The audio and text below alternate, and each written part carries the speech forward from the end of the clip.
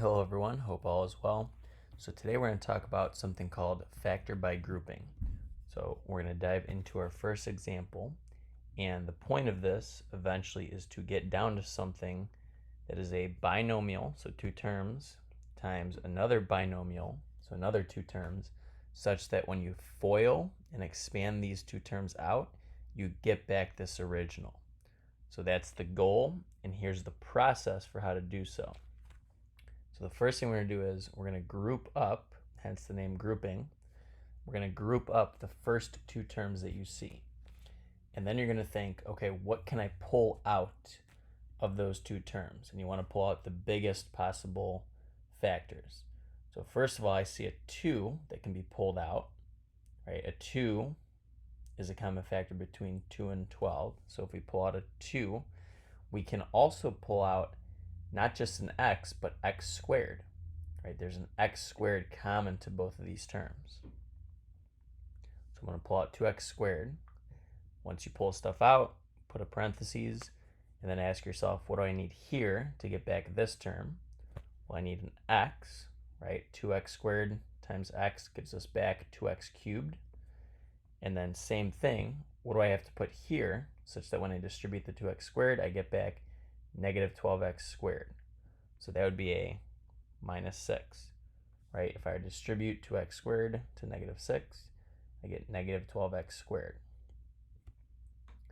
And then you do the same exact thing with the second set of terms. So what can you pull out of these two terms? Well, they don't have any x's in common, right? Because 18 doesn't have an x, but they do have a 3 in common. And because there's a minus in front, you want to actually pull out a negative 3.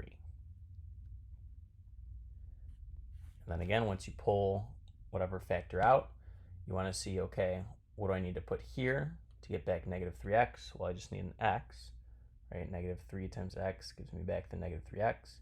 And then what do I need here to get back a positive 18? Well, now I need a negative 6, right? Negative 3 distributed to the negative 6 would give me back that 18. So how you know that you're kind of on the right track with this, do we notice that the x minus 6's match up, which is what you want, so we can write that. And then the other factor is just what's on the outside, 2x squared minus 3. And that is your final answer. So again, this is factoring this original problem. And what I'm going to do is expand it out to show you that it works. So, right? So if I FOIL this, so first I get 2x cubed. Outside, negative 3 times x, I get negative 3x. Inside, negative 6 times 2x squared, I get negative 12x squared. And last, for FOIL, negative 6 times negative 3, I get plus 18, which is, this is the original. You can obviously switch around the negative 12x squared term and switch that with the negative 3x, and it's the same exact thing as up top, right? So this last step of FOILing is not necessary. It's just kind of checking your work, because if you FOIL, which you factored, and you get back the original, that's how you know you're on the right track.